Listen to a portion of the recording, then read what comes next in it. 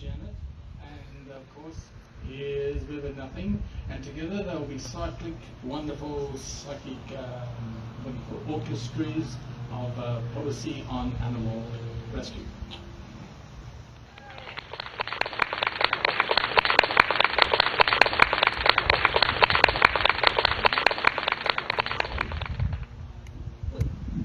We've never worked together before, me, you, and Vivid Nothing. But for some reason, I think it'll work. I have no idea. I'm going to share with you 4 poems that are all animal related. And I was pleased that some of the pieces in Animal Tales are going to be in my upcoming book, The Universe is in Your Hands. And these are 4 poems that relate to animals that are also in the book, The Universe is in Your Hands. You can't see it, but the cover's not out yet. The book hasn't been released yet, but it will be. Yay, I guess. And these are all poems that are going to be in the book. This first one, I believe the first 2 are ones that I did for the Hive Kuypers. So, Tom might know this. Oh, very setting up the music. Yes, Paul, honey, thank you very much. Are you set down? Awesome. This one is called Original Snowbirds.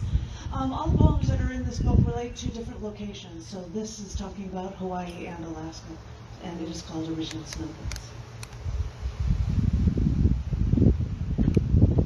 I'd like to tell you a story about It's fair to say that this is the original snowbird. In Hawaii, the Kolea is the Pacific golden plover. These original birds hang out in Hawaii until it is spring, when they fatten up for their over 2,000-mile non-stop flight to Alaska. They have no waterproofing on their feathers, so they don't rest, but fly for 3 days straight.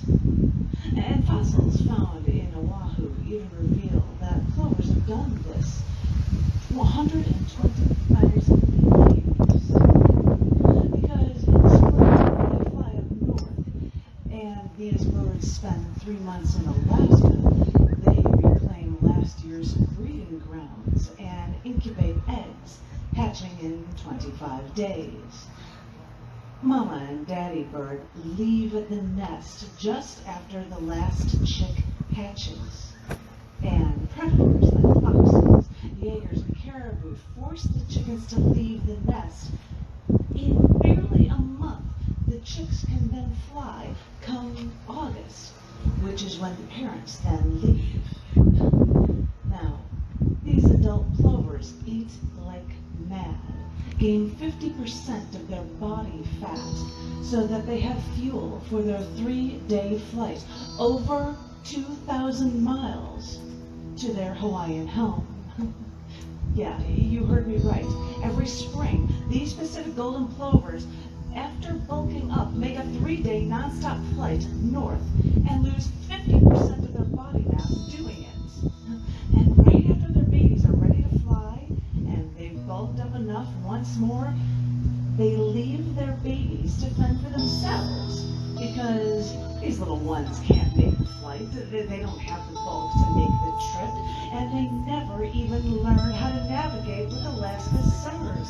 They'll never know to see the stars or a night sky at all until they fly south. Maybe baby plovers use Earth's magnetic field because it's a miracle when they do reach Hawaii. But I've been told that when they return, they arrive in Hawaii at the exact same spot, year after year, for up to 20 years, and annually are welcomed by the natives. We think we understand the seasons, but in Hawaii, they mark the seasons by the coming and going of the kalea, the Hawaiian word that mimics the sounds of the Pacific golden plovers, the parents and their babies, because they make the real, mark the real passage of time.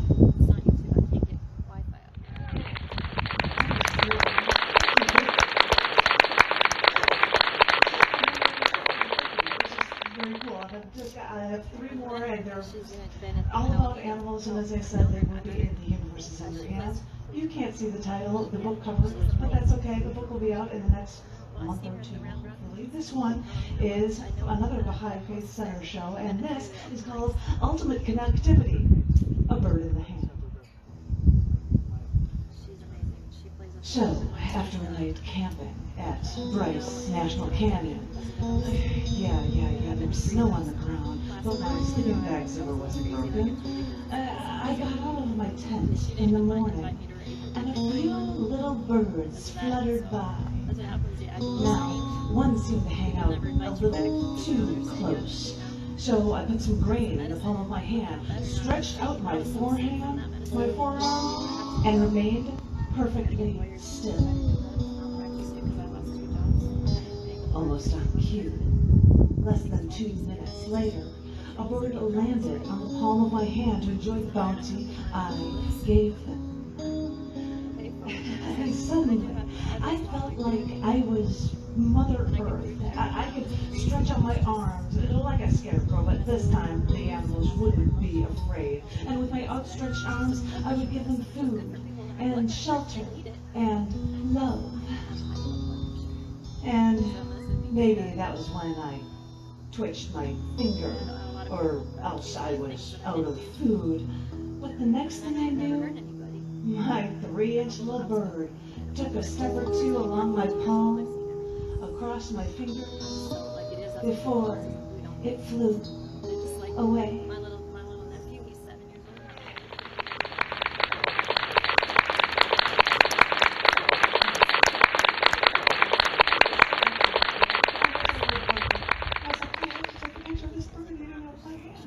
I've got 2 more. This next poem might be something that was sent into Animal Days that I'm doing this next year, but this is from Pennsylvania. And we finally found home. We were outside at night in fair hope, under an intricate quilt of stars in the sky. Lying on the grass, stars blinking at us, resting my head on your shoulder, feeling I finally found home. You signaled in silence as a leg length away, a deer walked by, unnoticing, unconcerned, then saw me, stopped, and sprinted away. Was it fear they felt? For I fear they feel it from me, and never were they more safe. Because looking back, all I could think was, why does a perfect moment have to end?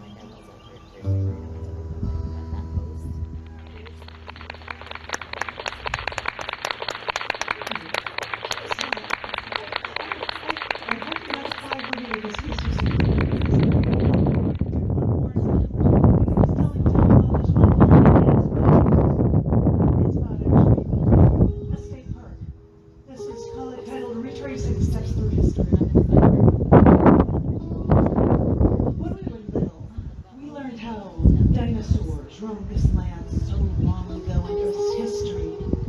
And if we're lucky, we would even take a field trip maybe to the Field Museum to see giant structures holding together the bones of a Tyrannosaurus or even a T-Rex.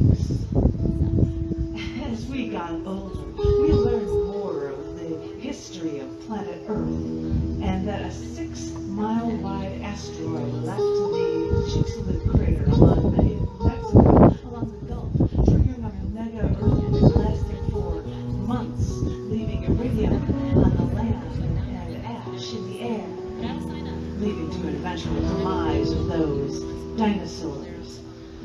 But whether we are scientists or paleontologists or geologists or chemists, it doesn't matter. When little kids want to play with toy dinosaurs, and a part of us remains a dinophile at heart. Is that why, when I read the news that Texas droughts in 2023 led to even more dinosaur prints now discovered in Dinosaur Valley State Park that I knew I had to check it out for myself. Though, knowing me and how work will always get in the way, I'd only get around to visiting Dinosaur Valley State Park once the rains fell. But that's okay. We got our feet wet as we trounced around from one petrified fossil to the next. Wait, we didn't trounce. We delicately stepped for fear of slipping and dropping our huge cameras. So we sucked it all in, examining the footprints of creatures here so long ago before us that you couldn't help but somehow try to connect the pieces of these long ago lives to your own. Until you hear a man yelling at his dog to stop drinking the water from one of those newly rained on tracks. Afterward, we looked at each other until I said, "But